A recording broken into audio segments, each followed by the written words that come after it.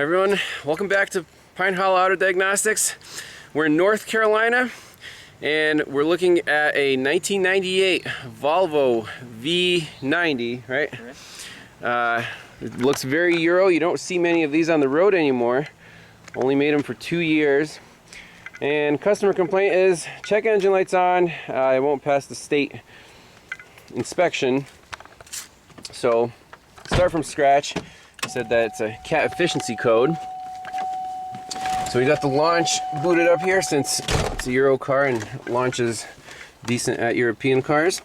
And just one code stored in the engine, a 443 TWC efficiency.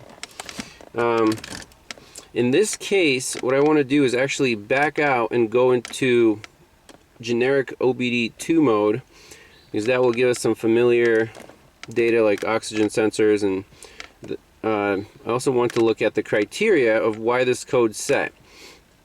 Go into the mode 6 data and see if it's close to the threshold or what. So we'll let it log in and try it out. Alright, so here's the readiness monitors. So let's see, misfire is good, fuel system, comprehensive components, catalyst is ready, that's why I set the code. Evap not ready, secondary air injection is not ready, and O2 sensor monitor is not ready. So that's what we have here. Let's just read the code one more time. And this shouldn't be a Volvo specific code, it should be, it says P0422 main catalyst efficiency below threshold, bank 1. Alright. And then let's do data stream and see how many oxygen sensors this thing has. Location. So bank 1 sensor 1, bank 1 sensor 2. So there's only 2 sensors on here? Yes. And you replaced both of them with Bosch sensors? Yes. Okay. So the owner said he did replace both sensors a few days ago and ran the cycle, and it still set the code. So let's just look at our data here. And before coming here, he said he replaced the downstream, but he couldn't get the upstream out of the pipe. It was like rusted in. And I told him, well, if you have one old sensor and one new sensor, it's not going to be a good test, because just from experience, I've seen where, you have a bad oxygen sensor, you replace that one, and then it sets a CAT code because the criteria here is very stringent in terms of response time. How does it test the CAT? Let's say, the fuel mixture is rich or lean, so the front one shows you immediately, and then it's looking for a delay on the downstream. And let's say you replace the downstream sensor because the heater was burned out. Now that rear sensor is brand new, really quick to respond, but the front one is kind of old and aged and slow to respond. So what's going to happen? It's going to, let's say the fuel mixture changes, the upstream one takes a little while the back one is quicker to respond, so maybe they'll go up or down at the same time. What does the computer think? Hey, you have a bad CAT, even though that might not be the case. And it's, milliseconds of delay makes all the difference. So let's just fire this thing up, look at our oxygen sensor voltages. And we can combine. Alright, not the best graph here on the small beastly.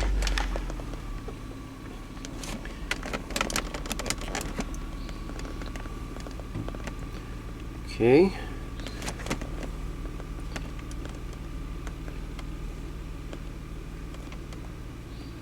Bank 1 sensor 2, so that's going to take a little while to warm up. Sensor 1 is waking up pretty quickly. We're almost at 0.5 volt. So I'm just going to step on the gas a little bit and help it out.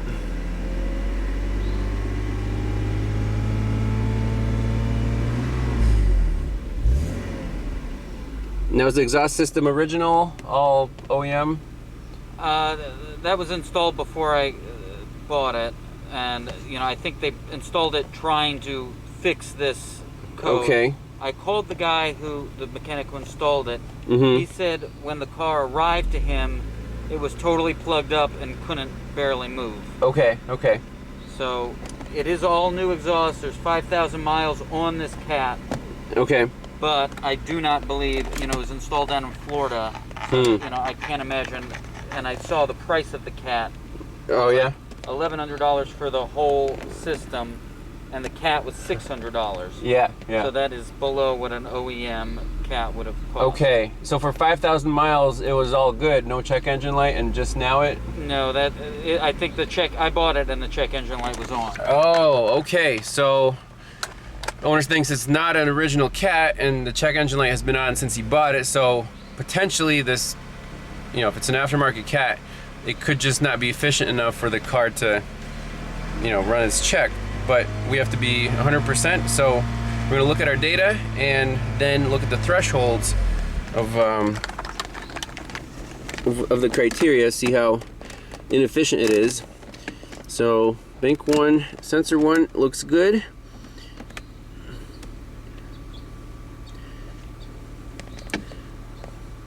Bank 2 is stuck at 0.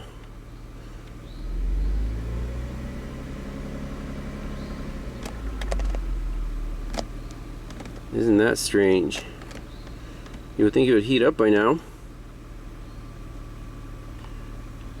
Maybe that's why the oxygen sensor monitor didn't run, and well, I should have set a code for that, but how did it run the catalyst monitor with the downstream sensor not functional? So there might be a little more here to pinpoint this. Okay, so we're doing a bidirectional, or not bidirectional, just a bypass test on these oxygen sensors. I want to know if the scanner can see the voltage when we take a test light from battery positive and touch the signal wire on the harness. So the connectors are right here, easy to get to. The blue is the upstream, the black is the downstream. So if I take a test light, I'll focus you guys in on the scanner, you can see right there. So first let's do the upstream. So I touch the heater pins, nothing happens. Now I touch the third pin, you see it goes up to 1 volt. Okay, so there is a response. I touch the fourth pin, it also goes to 1 volt. And the test light does not light. And one of those pins should be just a ground for the sensor. Let's try the downstream. Third pin, touch that.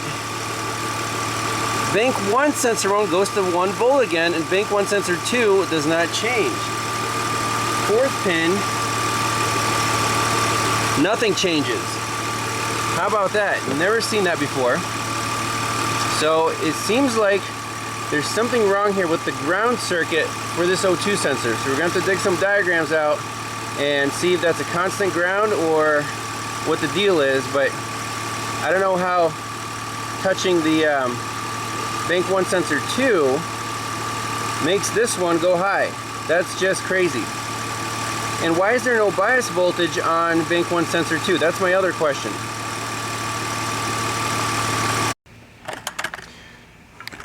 So basically we want to check, there's 4 pins on these connectors. 2 of them are the heater power, heater control, and then signal and signal ground. We're going to check all 4 using a voltmeter and a test light and see if the scan data agrees. So right now I have the voltmeter hooked up to the harness side on bank 1 sensor 1, that's the known good, signal to the signal ground. And scan data says with the key on it's at 0.475, that's the bias voltage, and our meter says 0.456, so that agrees, that's good. Now let's do the same thing with the suspected bad one. It's saying it's 0 on scan data, and what does our voltmeter say? Let's see.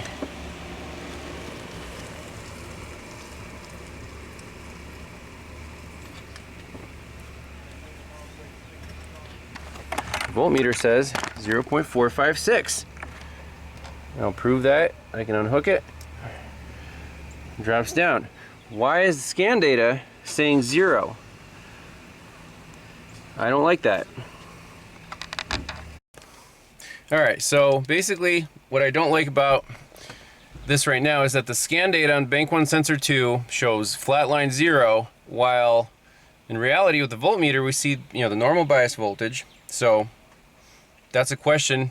Is the scanner, can we trust the scanner? That's why you need more than one scanner to try. I'm going to try this eBay Bluetooth dongle with the torque app and just scanned it for codes. Actually, we set 4 codes. So bank 1 sensor 1 O2 sensor circuit, and then heater circuit, and the same codes for bank 1 sensor 2 heater and O2 sensor circuit high voltage. So this is telling me that the computer can read these voltages. Let's look at the real-time information. And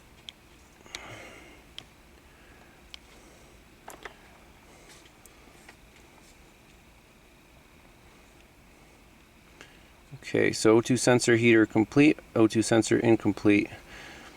I just want to see data for these oxygen sensors. So there's 1.1 and 1.2. Let's start up, see what happens.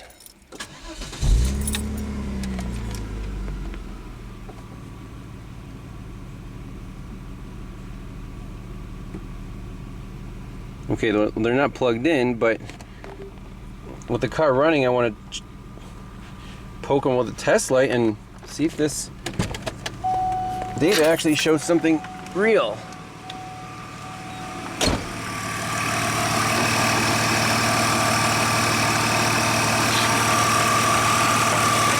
So we're going for bank 1 sensor 2.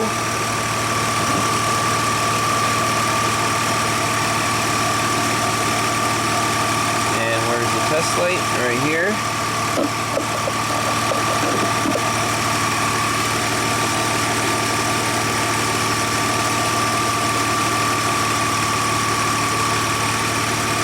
Okay, here we go. Bank 1, sensor 1. Hold that up. So it rises to 1.1 as we expect. Test light off. It drops down to 0. Let's do the same check on the second sensor. Our phone will cooperate.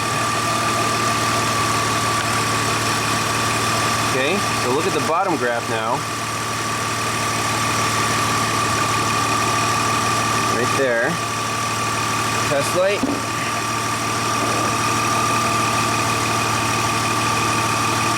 And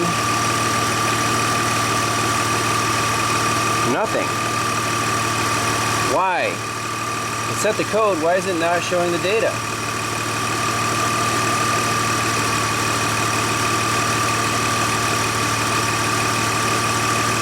That is the strangest thing.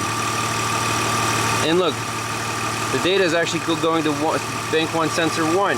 So the scanner is not a problem to launch, and the torque app agree. And now what just happened there? Bank 1 sensor 2 had a rise to the bias voltage. That one goes to 1.1. Is that real? Let's plug in our voltmeter and see.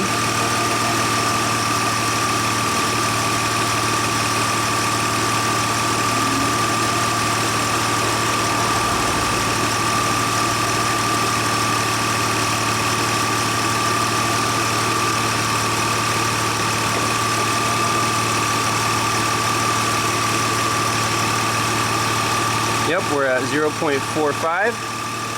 Now that dip right there,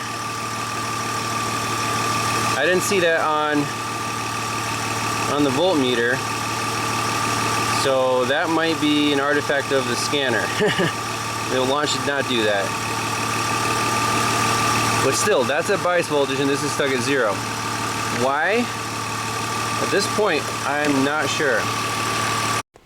Okay, so I want to get raw data from these sensors. They're plugged in.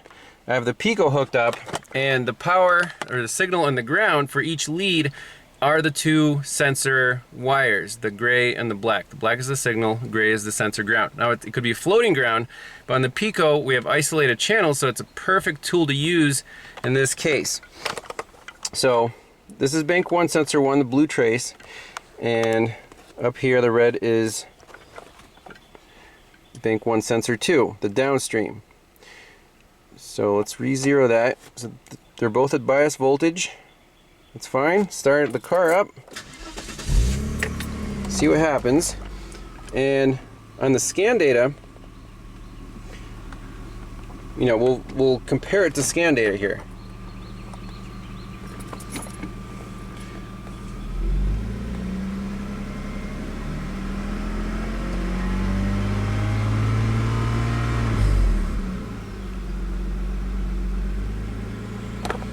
So you can see the blue trace is starting to go up and down. There it goes. And you know, it's responding on scan data.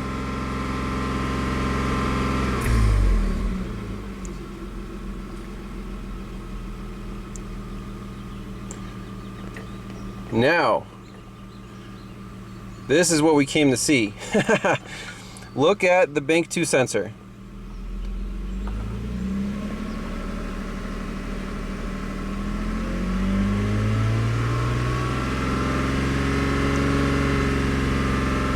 What do you guys think? That is freaking awesome.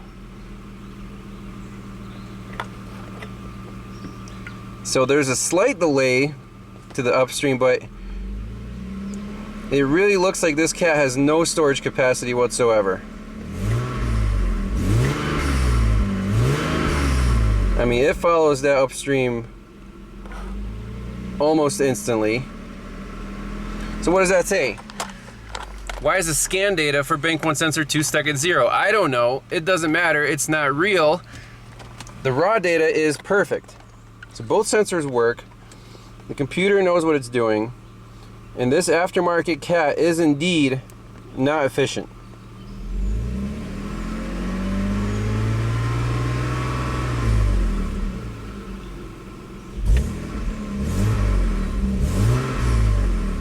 If it's doing that at idle, when you're cruising, there's even more flow, so this thing is basically like it's not there. It's like a straight pipe. So if we wanted to pass emissions, you know, a defouler will probably not help because this cat's just not doing anything at all.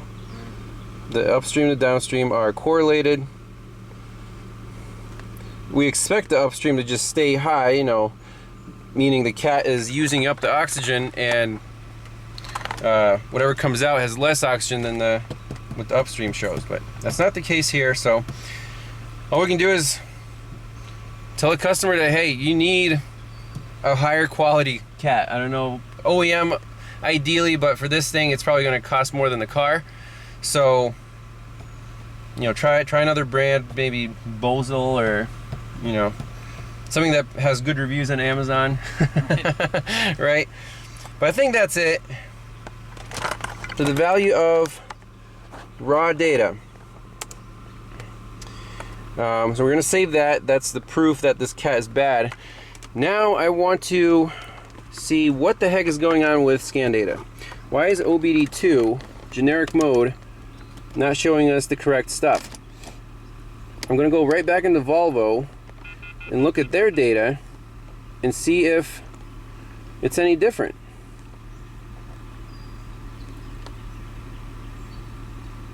And why was that oxygen sensor monitor showing incomplete?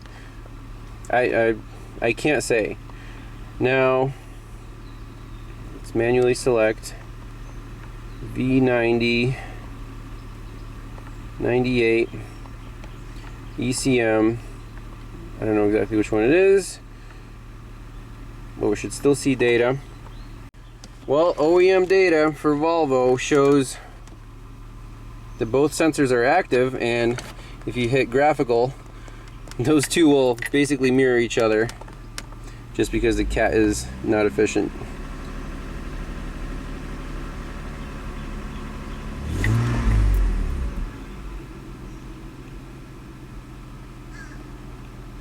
there you go. So in this case, OBD2 data, I don't know why it didn't show that sensor. Maybe Volvo said, hey, you don't need to know the downstream. I don't know.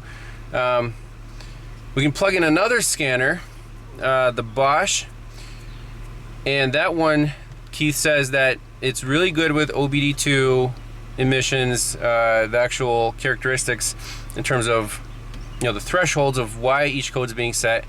So we can do that as a little bonus footage, but this thing needs a cat.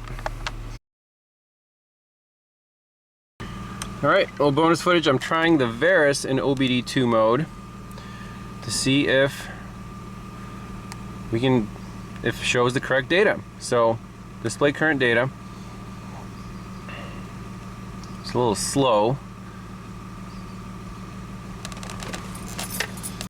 Guess who just pulled up? Uh-oh. Good afternoon. Good afternoon, Keith. We called him back up. Here? What's that? Generic data? I'm just comparing all the scanners on generic OBD2. Cool. To see, just to learn from this. Obviously, they must all be the same. Which right? scanners? Isn't that what they told us? That's what they told us. That's what I assumed. So there you go. Bank 1 sensor 1, 0.865. Bank 1 sensor 2, 0.000. Well, that's clearly what's wrong. Flatline. So we did all our checks. Flatline snap throttle doesn't make a difference, right? Absolutely not. Absolutely No not. bias voltage. It's supposed to be 0.5 volt bias voltage. You see the Pico hooked up 2 channels? I do. Raw data showed us what we needed to see. Raw data was spot on. And then Volvo data using the launch was spot on. Ah.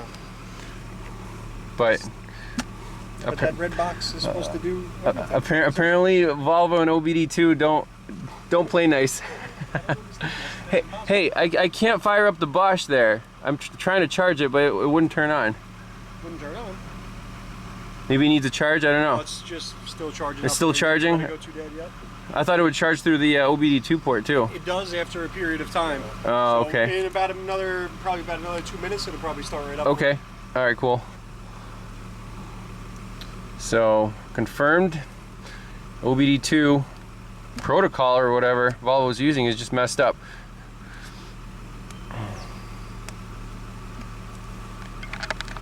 So let's see if Snap-on can talk to this through the Volvo software.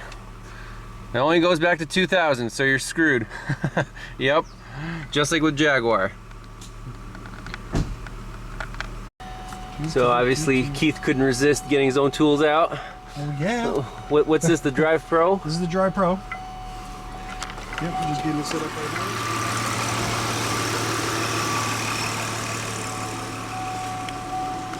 So you want to see if it can do OBD2 I'm or curious. just I'm Volvo? curious first to see what it's going to show on Volvo on this. Okay. And because of the age of this now, it's not going to be able to pull a VIN on it. So. You want me to tell you the VIN? YV1.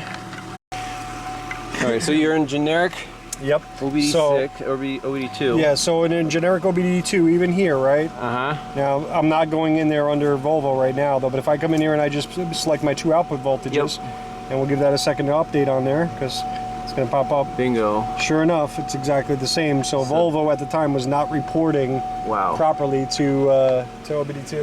Okay, so all the scanners agree, and it's Volvo's fault. That's right. Yep, and the interesting part of that is their mode 6 is non-populated.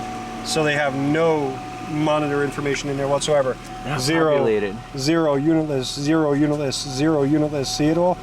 None of the actual monitors themselves, none of the actual tests at all are going to be showing there as far as run. Look at the O2 sensor monitoring, not complete. We just reset the codes, right. but they're here, right? So it still has the ability to sit there and flag, but there's no monitor information whatsoever given. Okay, so basically mode 6 is useless in this car here. It would be completely useless because they did not report back so like they when were supposed to. I first scanned it, the readiness, the evap wasn't complete and the oxygen sensor monitor wasn't complete, but the catalyst was. So there's something messed up there too, I think. I think you're probably right. Let's see if this goes in.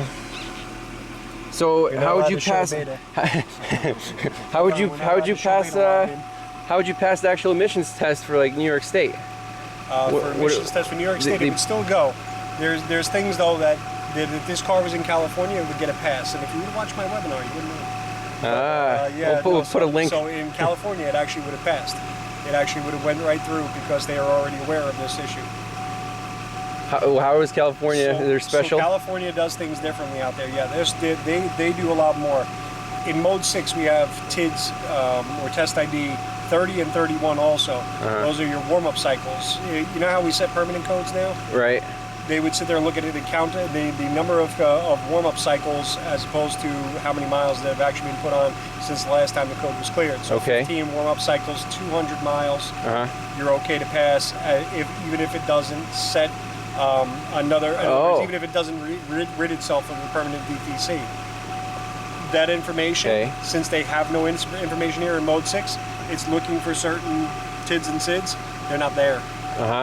So in this case here, it would be a pass. It would just it would be a pass. They would just let this one slide. Okay. Just because the manufacturer didn't provide send stuff. this thing back over to California. It actually passed in New York with this light on. And New York, it probably would have had a pass as well. Okay. Yeah. So maybe you don't need to worry about it. No, I guess not. So even if there's a code set, Keith, you're saying just because of this problem, they'll just let it pass? Yeah. Well, not with a code set, excuse me, I'm sorry. With mill commanded on, it would fail. That's the one thing it can look for is mill commanded on. Okay. Right? Because it can read it just like any other little code reader. The same way your Snap-on would look at it as a generic code in P0420. But it's not reporting any other data with it. So it's not giving mode 6 information. It's not saying anything at all is marginal. And it's not reporting all the monitors as complete or incomplete all the time. It might even cycle when you cycle the key off and turn it back on again. I'm not sure about the year, but if I go back into my chart that I did for the webinar, it may or may not even say in there that it may not run a certain monitor. It may cycle the monitors every time you turn the key off and then turn the key back on. So as long as the check engine light's not on, it would pass. Yeah. Like you could just clear the codes, check engine light's not on, you go and get it. That's right. And get a pass. That's right. Amazing. You didn't hear that from me. Well, if the car's lying, what can you do? That's only fair. There's so much that goes into it too. Yeah. Well, there's an anomaly. So that could definitely throw you for a loop if you just go into generic data and see it's flatlined, flatlined to 0 volts. So we have to actually check the real voltage levels, and they're there. The car knows the sensor's there. It's just not giving you the truthful data. So I think that we'll wrap it up with that, and have some dinner, and got one more dag tomorrow, and we'll be home soon.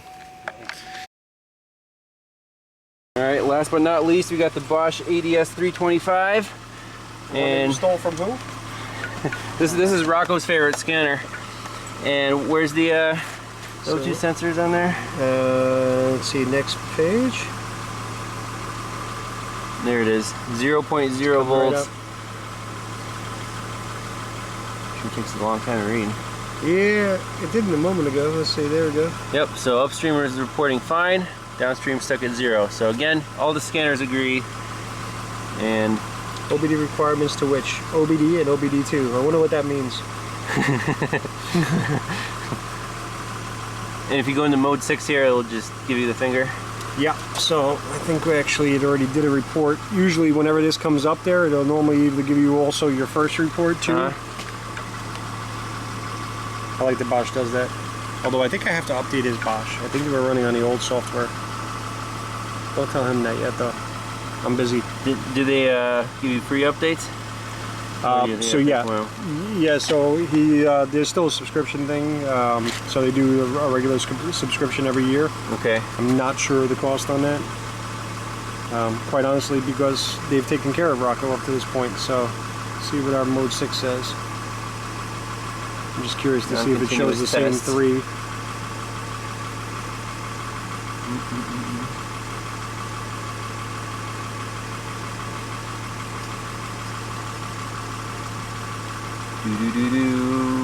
Waiting for the fan to come on too because I want to see if there's a voltage. Oh, there it is. And right back up, right? Voltage at the DLC was okay. Right back up. That one's showing as a fail. So it's showing something. Yeah, so this one here actually shows a little something in, right? On the other one we had just 3 that weren't showing, right? Bosch sometimes digs a little deep, and they actually got a value in component ID number 9, whatever that component ID number actually is. And how do you know what that is? You'd have to look up service information Oh, on that one. okay. It's not pre-translated for you, but interestingly enough, that's you know, it did actually have a value, right? So minimum would have been populated, but value is actually there, and then your maximum was there. So as long as it's below 135? Yep. So scroll down if you want to see more. So what failed here? So it's saying TID number 3, test ID number 3 showed the failure, CID 3 for whatever it was there. So it just has a minimum, maximum. It's just a failure because it didn't communicate apparently. Oh, okay. Either which way, not, just more not proof. much stuff. Yeah, either which way, just more proof that they that clearly they're not reporting back on OBD properly. Awesome. Those Europeans, they don't want to talk OBD2 language. It's a Euro Volvo. Look at this thing. I like it.